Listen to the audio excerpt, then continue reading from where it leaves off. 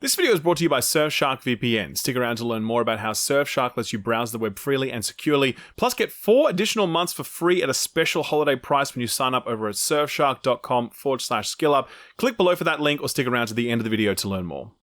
Well, it's that time of the year again when we content creators make lists of things we liked. It's the only time of the year you'll catch me doing a listicle. You're welcome. In the past, I'd always felt very guilty when I'd make these videos because as one person, I can't play everything. And so when things didn't make it onto the list because I simply didn't have time to play them, I felt bad about that.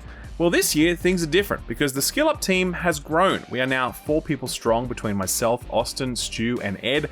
And collectively, we have played everything this year. Like, everything. So it only makes sense for the team to help out this year, fill in the gaps and shout out the games that I didn't get the chance to play, but clearly deserved a spot on this list. So here it is, the best stuff that I and the team played in 2024.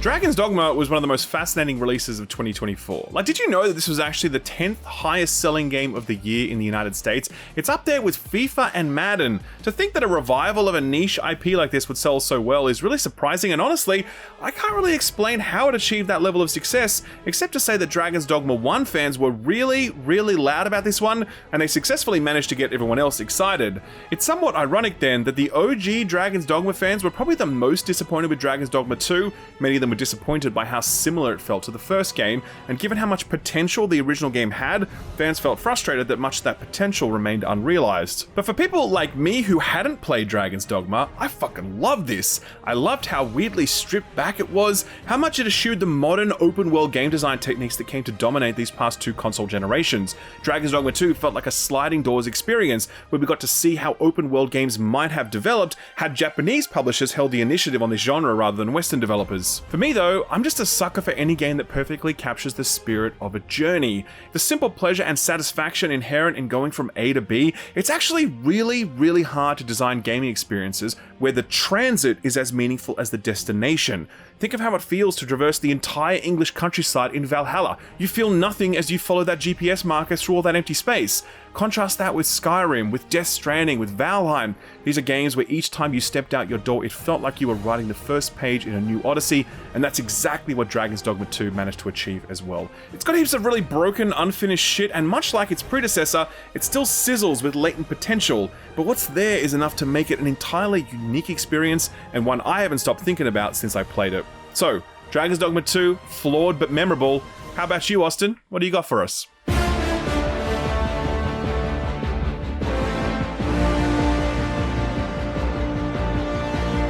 Helldivers 2.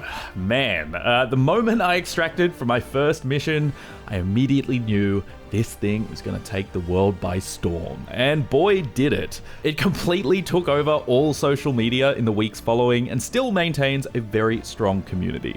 Arrowhead deserve every bit of that success. Helldivers 2 is just an utter blast from top to bottom. It nails the comedy in its satirical patriotism that never gets old, and the hilarious emergent moments that occur on the battlefield. It nails the vibes between the hype as hell theme that plays when you're soaring down in the hell pods to the constant thrum of gunfire on the battlefield, the thud of ordnance, the silhouettes of an alien swarm behind the dust as they're torn to smithereens by you and your fellow Helldivers.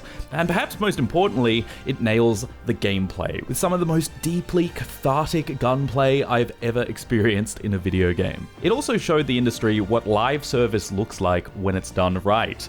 That push and pull of the planet liberation system meant that the game is always evolving, very cleverly disguising content updates as rewards that we as a community earned by rallying together. In a time where monetization is regularly taking the piss, with skins that cost more than a whole-ass video game, where limited time battle passes packed with fluff prey on your FOMO, Arrowhead were like, nah, how about skins for $2? How about battle passes that don't expire, that aren't linear, and we shower you with progress toward them by meeting community objectives. Easily still the most fun you can have with those you know and those you don't, Helldivers 2 is a shooter for the ages.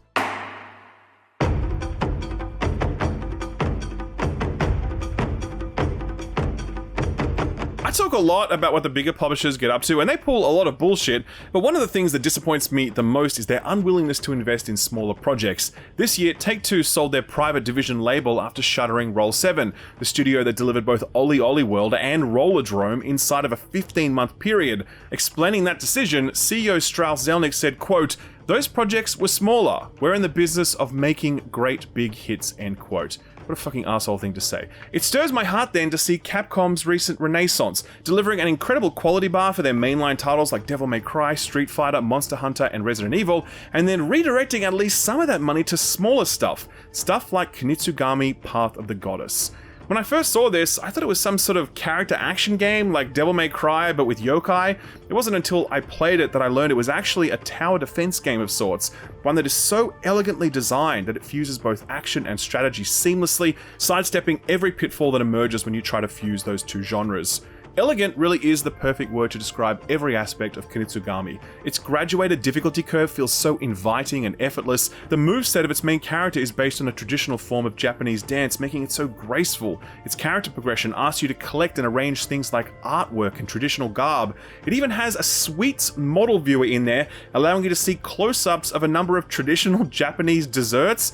Just for no reason at all, by the way, just because it's nice. That's not quite true. The truth is, everything in Kunitsugami Path of the Goddess is there for one of two reasons: to either make it a great game or to celebrate Japanese culture. The game never loses sight of these two objectives, and it never fails to deliver on them. It feels like such a passion project, further evidenced by the fact that Capcom actually commissioned a real kabuki theater production based on the events of the game. It's so earnest and thoughtful, and as much as I love Capcom for all their big stuff, I love them just as much for little stuff like this. Speaking of little stuff, I think you'll like what Stu's got for you next. Take it away, Stu.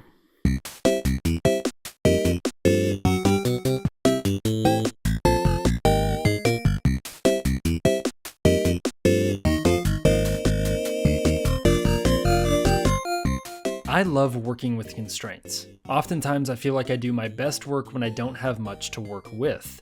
The team behind UFO 50 has proven that you can create some of the most memorable games of 2024 by working within the constraints of the NES era of games. These are 50 new games, fully fleshed out as anything you would find during that time from 1982 to 1989. Games like Mortal and Mini and Max could be released today as indies on Steam and no one would blink an eye. It is incredible to see the fictional game company of UFO Soft change as it grows and shifts, tackling genre after genre, sequels and mascots and mechanics ebbing and flowing with each passing year. The real-life UFO 50 team are no slouches, of course, featuring the creator of Spelunky, Derek Yu, and Ojiro Fumoto of Downwell fame, to name a few. This team has created something wholly unique, and in a year where we have watched AAA live service games and studios crumble under the weight of a business model that only wants to sell you season passes, UFO 50 is a reminder of the creativity and ingenuity that the industry was founded on.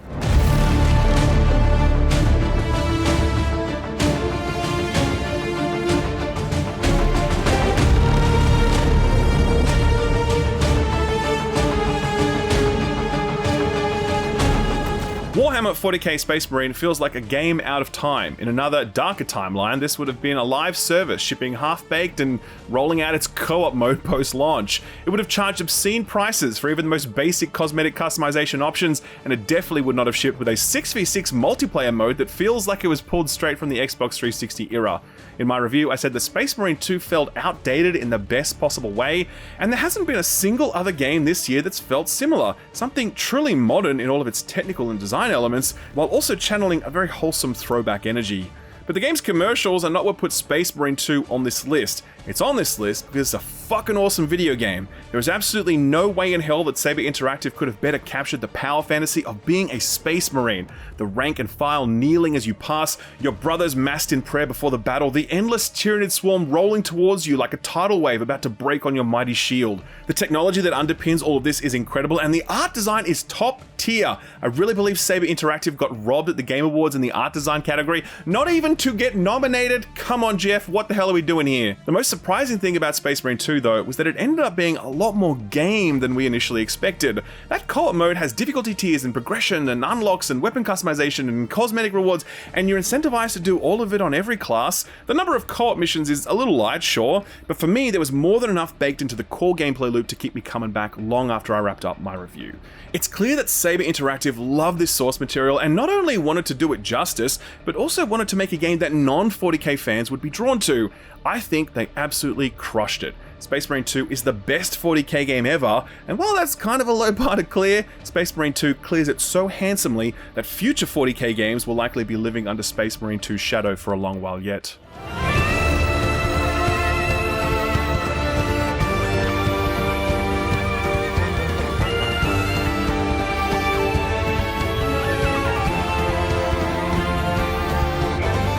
Man, I just really wanted an excuse to play that orchestral Balatro theme from the Game Awards. Not that I don't hear it often though, since I've actually made that the ringtone on my phone. I'm not even fucking with you.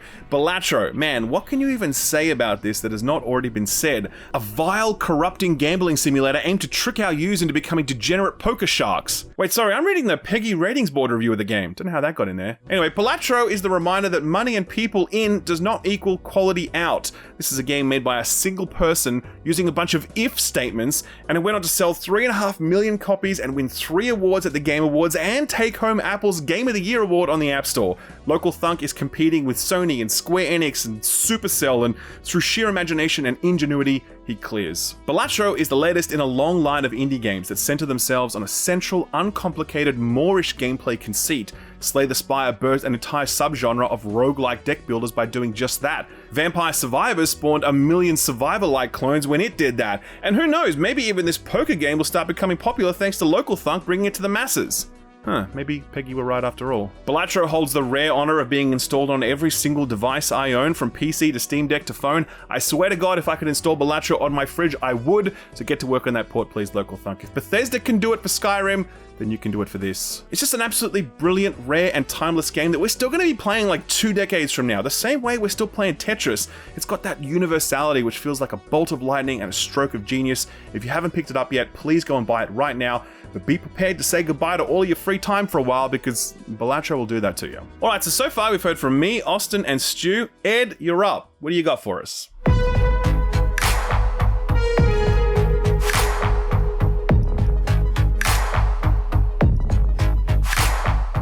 I'm certain that in the future, we will look back at 1000 Times Resist as a watershed moment in video game storytelling. In a time when it feels like video games are becoming more homogenous in structure, more watered down in the stories they tell, and more alike one another than ever before, and I'm talking about commercial blockbusters and commercial indies, here is a video game that gives no fucks, does its own thing, feels completely uncompromised in what it wants to do and say, and is so powerful because of it. This game goes hard from the very beginning and very quickly gets its hooks into you. And once it does, it slows right down and begins to tell a gripping, complex, brutal sci-fi story that paints a striking vision of a dark future that spans centuries and is full of intriguing twists and turns. And above all, it has big, bold things to say. It goes hard on race, trauma, mental health, politics, protest, what it is to be an individual, and yes, resistance, but all in a smart way, and without ever feeling on the nose or pretentious. So when history looks back on 2024 and asks, what titles this year really push the idea of what it means to make a video game? 1000 Times Resist should be the first in line to say, alright, here's what you can do with a story.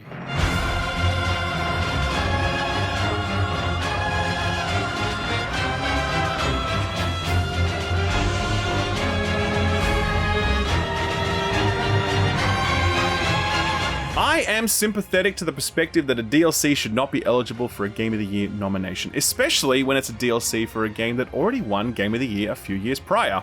It does make sense that the category should be celebrating new standalone experiences, because strictly speaking, the category is called the Game of the Year, and DLC is by its very definition not a game. So I am sympathetic to that view, I fully get it. But I don't agree. I think that if a studio is able to deliver in a DLC experience something so impressive and so overawing that it is actually one of or the best thing that you played that year, then that DLC deserves to be on a Game of the Year list. And let's be real, it's not like this sort of thing happens very often. I mean, which games might have historically slid on that proverbial slippery slope? The Witcher expansion, Cyberpunk Phantom Liberty, Prey Moon Crash? Yes, I'm totally serious about that last one, by the way. It's absolutely peak. Point is, most people who played through Shadow of the Erdtree would agree that it was one of the best things released this year. Technically, it is a DLC, but that label seems almost unfair, as it delivers 50 or more hours of stunning locations and secrets and lore and boss fights and new weapons and items that open up entirely new ways to play the game. FromSoft's production quality, their attention to detail, the scale they operate at, they think and create in different terms. For almost any other studio, the likes of Shadow of the Erdtree is a standalone box product that they charge $60 or $70 for. But for FromSoft, it's just a DLC expansion. So yeah, I get it, but I genuinely believe that Elden Ring Shadow of the Erdtree is remarkable, and I know that my personal Game of the Year list would be very incomplete without it. Fuck Bale the Dread though, those hitboxes were total bullshit.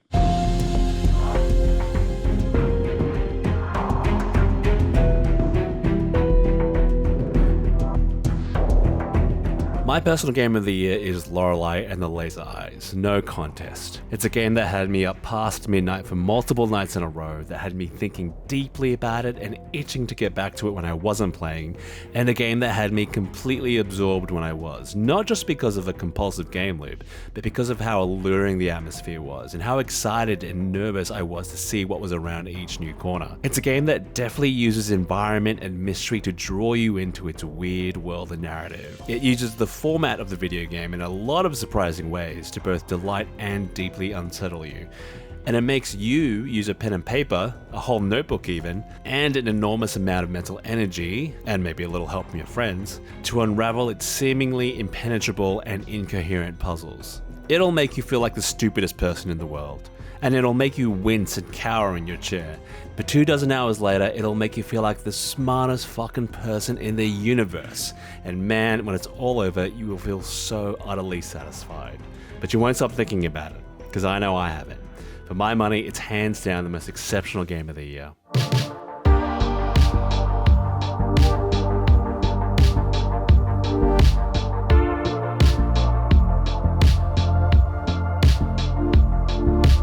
I really like when games inspire me to go beyond the source material in order to enjoy them more. Warhammer 40k Darktide encouraged me to start reading some 40k books. Shout out to my boy Commissar Gaunt, by the way. God of War Ragnarok had me rereading Neil Gaiman's Norse mythology, and Pacific Drive gave me the motivation to read Roadside Picnic, the book that actually inspired not only Pacific Drive, but also the Stalker games and the classic Stalker film. That's how influential a text it is, and if you haven't read it, please do so. It's incredible. Pacific Drive was a confusing proposition at first. When it was revealed, I think we all thought it was a sort of survival horror game centered around a car, and that was a little bit true, but what Pacific Drive actually is a survival crafting game.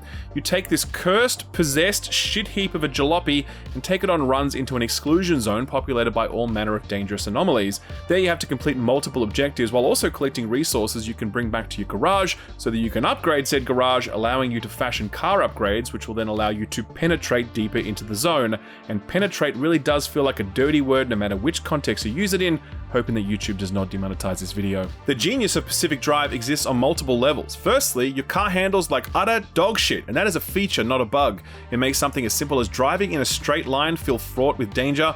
Its survival crafting economy was tuned to absolute perfection, pushing you to go that little bit further for the next rare resource, punishing you when you overextended without being overly harsh, and truly rewarding you with a feeling of satisfaction and power when you slapped on those big, meaty upgrades that gave you the ability to push into a new section of the map. But the real brilliance was the cold, aloof indifference of the anomalies populating the zone.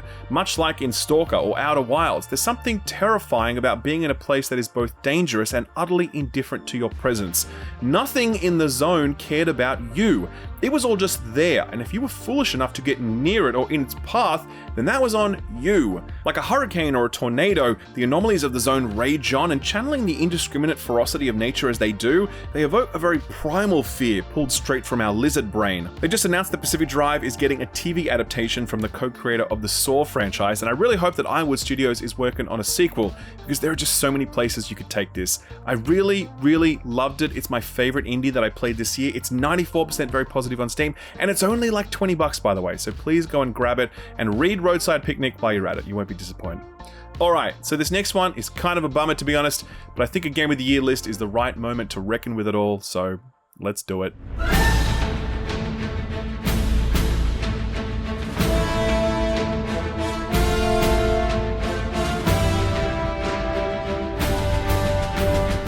The number one question I got this year in the comment section was, where the hell is the Final Shape review? It's a good question because I had reviewed every single Destiny expansion since I returned to the game with Beyond Light. Hell, I even reviewed a bunch of the seasons, and I'm not even a Destiny YouTuber, so you can tell how deep this game had its hooks into me.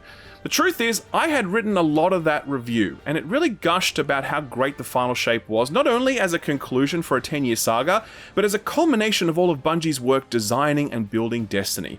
Let me read to you the last part of the last paragraph in my introduction to that review, just so you can see where my head was at back then. Here it is. The Final Shape is full of fantastic additions to the game, but the Final Shape is not Destiny 2's finest hour because of how much new stuff this one expansion adds. It's Destiny 2's finest hour because it's the most in command Bungie have ever been of all of these existing components. The last 5 years have felt like that sound that an orchestra makes as the musicians are tuning their instruments, just messy noise. The Final Shape feels like that moment when someone hits that final note and it's time for the performance to begin. We all went into the Final Shape feeling like this was the end, but Bungie really made us feel like they and we were just getting started. Record scratch sound effect. Do you see why that review never went out now? Just after I wrote these words, we learned that Bungie was sacking 200 of their staff, downsizing the Destiny team to its smallest ever headcount, abandoning a number of the content goals that they had, and abandoning altogether the annualized expansions which always delivered the ambitious campaigns, the new endgame content, and the large-scale system overhaul. You might think, well, that's the future, when really a review of a game should be focused on what's there now. But that's simply not true in the case of these live service games. As much as we might enjoy what they have to offer now, so much of that enjoyment is predicated on the promise of the future, on knowing that the time you invest today will mean something tomorrow. And this news was so dire for that future promise that it was impossible to keep it out of your head while you were grinding triumphs or running your 70th DSC trying to farm your last red borders. And that just made the act of playing Destiny kinda sad. And I'm not alone in that feeling, by the way. Just this week, Destiny 2 hit its lowest concurrent player count of all time on Steam. Right now, people are struggling to fill fire teams to get stuff done because there just aren't enough people playing. And with no major expansions to look forward to, no hope for the PvP game, no new exciting features or game modes in the offing, there's just so little hope that things will turn around. It's sad, but it's also infuriating to know that the reason why these changes occurred at Bungie was because senior management fucked it up. And they even admitted to it. But they get to keep spending millions of dollars on antique cars for their collection, while hundreds of people lose their livelihoods and we, the players, lose the game that we've loved for over a decade. So, the Final Shape was indeed more final than any of us could have imagined. But it was a truly fantastic expansion that made me more excited about the future of Destiny than I had been in a long time. I secretly hope that Bungie are working on something, anything, that might pull us back in. And I'm really open to that, by the way. I'm not like swearing off Destiny or anything. I'm just saying that for now, I'm done, and I never could have imagined I'd be saying that after how good the Final Shape was, or how much I loved it.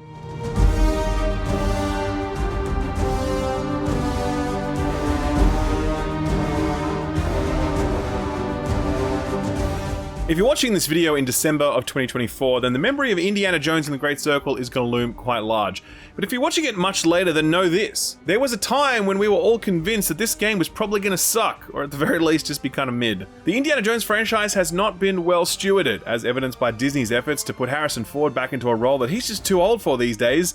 Machine Games also felt like an odd choice for this one, since they make shooters, not Uncharted clones, and the first-person perspective, come on man, there's no way that's going to work. Tomb raiding must be done in third person. It's like an immutable law of video games with over 30 years of case law to back it up. But Machine Games, God bless them, they snatched that whip straight out of Disney's hands and used it to deliver us one cracker of a video game. One that really defied traditional genre pigeonholing. This is a mishmash of Uncharted and Thief and Hitman and Dishonored and Chronicles of Riddick and even a little bit of Phantom Abyss thrown in. Go check that one out if you haven't, it's actually really good. We really did expect this to be Uncharted with a fedora, but what we got was something much more interesting in how it approached combat, exploration, open world design, side quest, progression, you name it. There's very little of the Great Circle that feels derivative. You certainly have seen some of its aspects before, but each of them have been retouched a little or a lot, and the overall composition of this package is unlike any other. I can't see there being a sequel in this one. It feels like a one-time deal, but it's really nice to know that for all the years to come, we'll have this to play and enjoy, reminding us that while Harrison Ford may get old, Indiana Jones doesn't have to.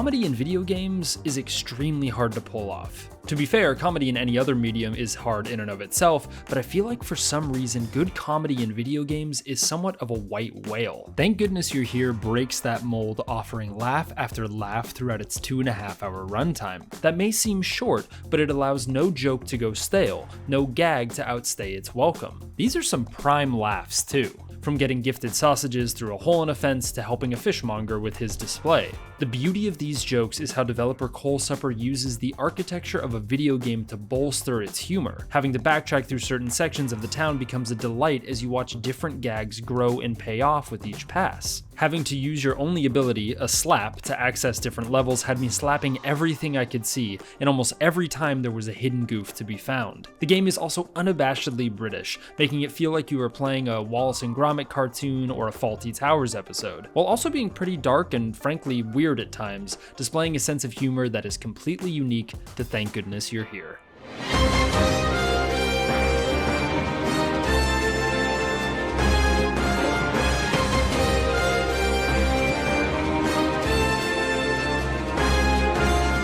I grew up on JRPGs at a time when they were at the absolute forefront of what video games were or could be. Final Fantasy 7, 8, 9, 10, Legend of Dragoon, Skies of Arcadia, Golden Sun, Grandia, the list went on and on.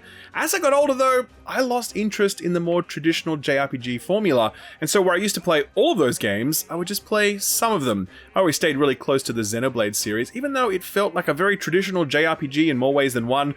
I stayed close to Final Fantasy, but those games are far closer to like Western action games at this point. For nearly 2 decades, the most interesting innovation in the JRPG genre has been happening in Atlus, makers of the Shin Megami Tensei and Persona games. These games were unmistakably and unashamedly JRPGs, full of genre and character tropes you could see from a mile off, but they were also very adult in ways that JRPGs were often afraid to be, and the quality of their writing, their music, their presentation, and their UI put Atlus in a league of their own. But even then, I never loved Persona games because they were just a little too anime. I like some anime, but not too much, and the high school setting, the characters, just the overall vibe of it wasn't something that really clicked with me, despite fully recognizing that, of course, the Persona games are great.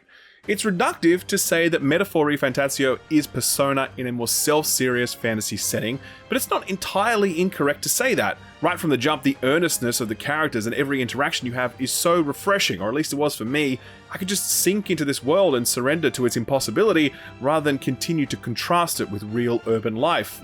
It doesn't hurt that the imagination of this setting is unbelievable, like unbelievable. We don't have to worry about setting your game in modern downtown Tokyo. You can just cut absolutely loose when it comes to the world building and the technology and the characters, and oh man, this world absolutely rules. It's incredible. But the cherry on top for me was just how much Metaphor ReFantazio was able to streamline or solve many of the frustrations I began to have with JRPGs as I was starting to lose interest in them. There's no delay when inputting commands into the combat menu, and you can skip all the animations if you're in a hurry. Hell, you can skip entire encounters if you overlevel the enemy enough. There's no filler here. Everything serves either a narrative or gameplay objective, but typically both at the same time, and that's the secret sauce that really greases Metaphor's wheels. Every action you do or do not take, every decision you do or do not make, it all interlocks across multiple aspects of the game, from exploration to itemization to progression and social bonds and beyond. Metaphor ReFantazio is that giant clock that it's obsessed with depicting. It's a series of gears that each turn on each other. No gear spins needlessly, and the intricacy of its design only becomes more impressive as you see just how many gears are hidden under that clock face.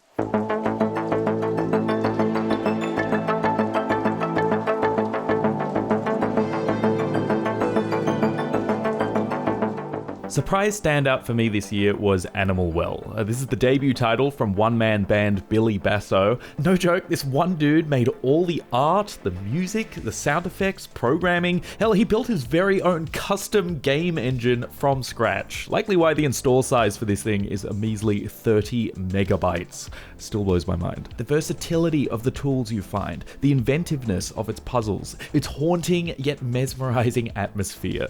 Animal Well may very well go down down as one of the greatest Metroidvanias of all time. It's a game I strongly recommended after my first 10-hour playthrough, but come to find out later that what I played is actually just the tip of the iceberg. I think I sorely underestimated just how dense with secrets this game is. Like, apparently, I only found about half of the tools available. There are puzzles that involve barcodes, studying animal calls. I mean, I heard there's one that connects to your printer and spits out an image that you need to do origami with to reveal a hidden code. Now that is a game that trusts in the player's curiosity and trusts their intelligence. A truly special experience from start to finish and beyond. Not one I'll soon forget, that's for sure. I won't talk any more about it in fear of spoiling things for you, but I implore you to take a chance on this one if you haven't already. Really keen to revisit this one myself over the holidays, with my Steam Deck in hand and notebook at the ready. Phenomenal work, Billy Basso. We will be watching your career with great interest.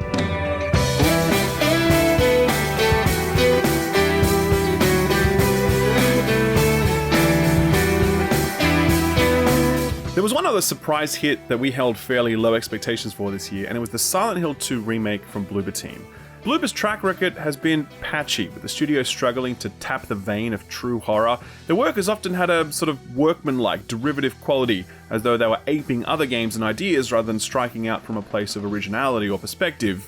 It's somewhat ironic then that their defining work is a remake of a game that other people made. That might lead you to the false conclusion that the Silent Hill 2 remake is only good because the source material is good, and that Bloober Team just didn't fuck it up. But the truth is, the Silent Hill 2 remake is a deeply interpretive work, by far and away the most authored remake ever made. Bloober Team did not just recreate what was there, they interfaced with it deeply, exhuming meaning in scenes that was originally buried under bad voice acting or an awkward script or the limits of technology. The original Silent Hill 2 was always a deeply poignant game, and Bloober Team found ways to make it even more confronting and more affecting. And then they went even further than that, by making the remake a sort of call and response exchange between the source material and its deeply engaged fandom. Bloober had over 20 years of fan theories to draw from, and then they chose which of those they would confirm or disprove or just allude to. The attention to detail is frankly staggering, and just as the original Silent Hill 2 inspired 20 years of discourse, the remake is like to do the same for all the subtle and significant ways it allows us to reconsider this text all over again. More than anything else though, the Silent Hill 2 remake is a testament to the enduring genius of the original and the people who made it.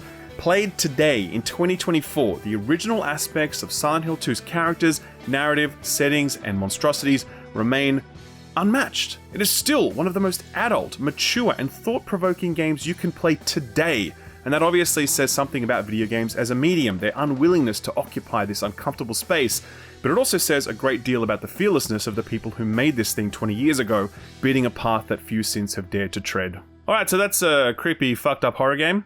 Time for a hard pivot.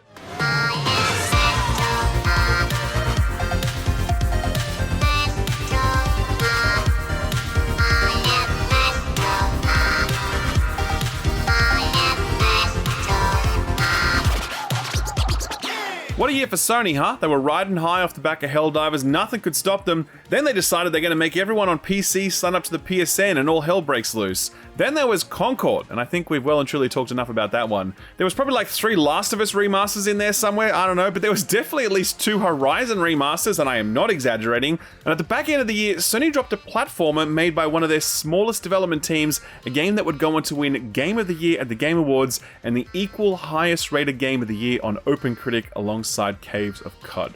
Astrobot is joy manifest, a near impossible thing to will into existence, but a few studios have managed to pull it off. Nintendo have done it time and time again, most recently with Mario Wonder, which was one of the biggest last-minute surprises of 2023. That was a Game of the Year nominee back then. A few years prior, Hazelight pulled it off with It Takes Two. That won Game of the Year as well. There's one big similarity between these 3 games, and it's how relentless they are in throwing new mechanics at the player. Almost every single level in each of these games delivers something truly new that you need to quickly learn, and then you need to apply that learning in novel ways. Years ago, a guy named Raph Costa wrote a really influential game design book called A Theory of Fun, and the central thesis of that book is that fun is learning applied. Quote, It is the act of solving puzzles that makes games fun. In other words, with games, learning is the drug, end quote. Most games will typically ask you to learn a few things at the beginning and then just apply that learning throughout the rest of the game's runtime, however long that might be. It makes sense then that a game that is constantly teaching you new things throughout the entire runtime would be really fun.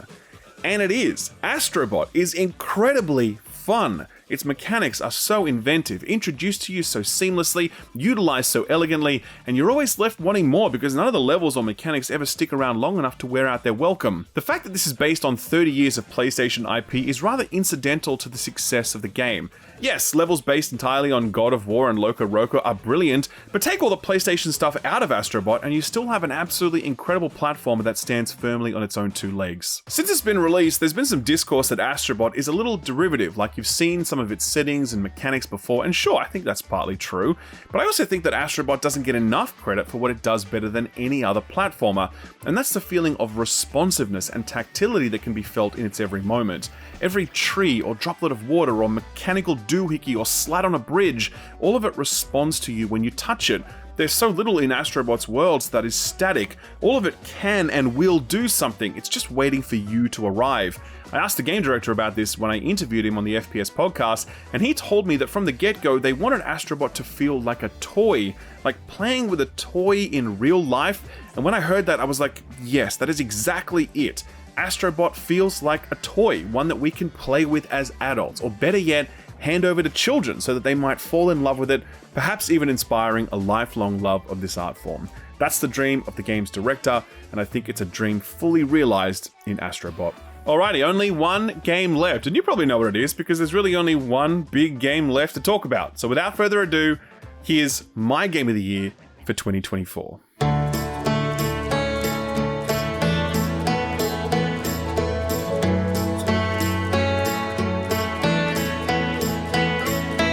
Gotcha! I didn't use that gag last year, so I felt like it was the right time to bring it back. No, but jokes aside, Outer Wilds is actually Game of the Year 2024 and every other year past and hence. But if you've already played it, you might be interested in this runner-up.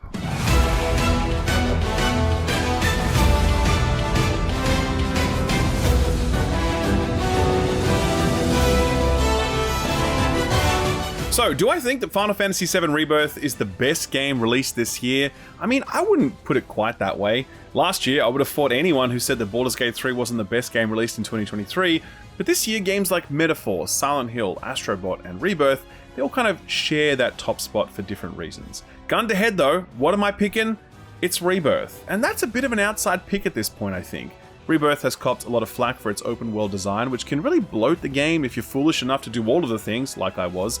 There's also some big problems with pacing, where at certain moments the game just grinds to a halt, abandoning the urgency of the world-ending stakes to have you collecting tokens to buy beachwear or throwing boxes as Kate Sith. Of all the games I just listed, Final Fantasy VII Rebirth is the least watertight and the easiest to poke holes in, even when it is watertight. But greatness is never defined by an absence of flaws, it's defined by the things that make it great.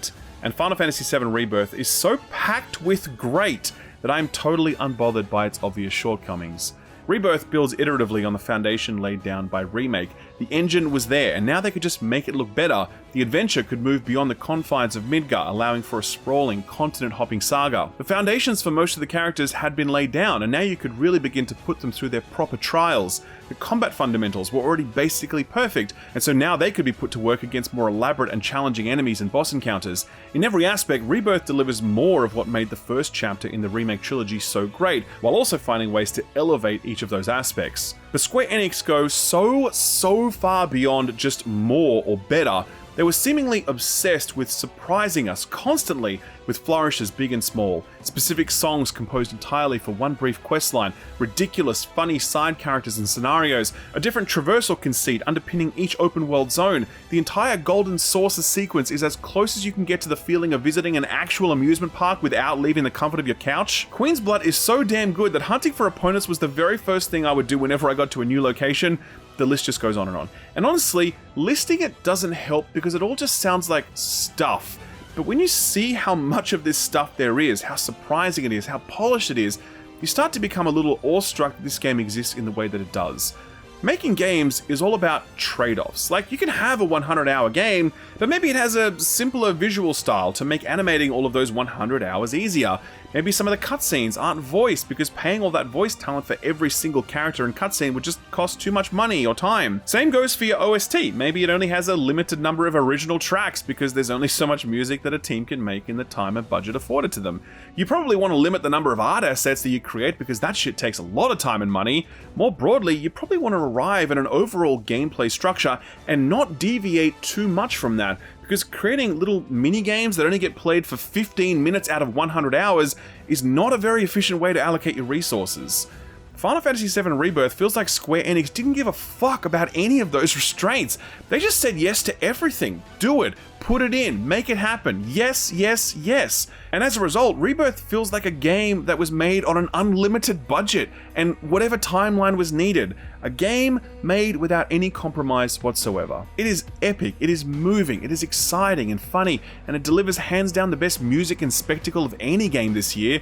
It is a legendary entry in the rich Final Fantasy pantheon, harkening back to a time when Square Enix and Final Fantasy in particular were at the very center of what video games were or could be. I think it's the best Final Fantasy since 10. I think it's a remarkable achievement for Square Enix, and I think it's my favorite game of 2024. Well, second favorite after Outer Wilds, of course.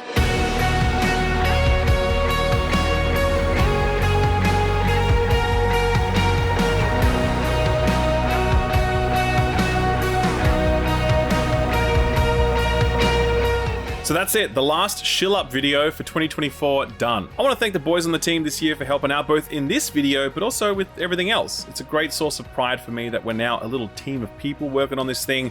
I really value each of them. They do fantastic work each and every week, going above and beyond in ways that you guys never really see because we try to make all of this look easy, but it is not easy. And the flexibility, work ethic, and talent of Austin, Stu, and Edmund is S tier. Big thank you to them. A big thank you to this video sponsor, Surfshark. They're coming up in a sec. But the biggest thanks, of course, has to go to you. Whether you're a long-time viewer or this is your first time stopping by, whether you tune in for just the reviews or the news show or the podcast or all of it, you tuning in keeps this whole thing going and lets the four of us do what we do. We're always thinking about ways we can do this thing better.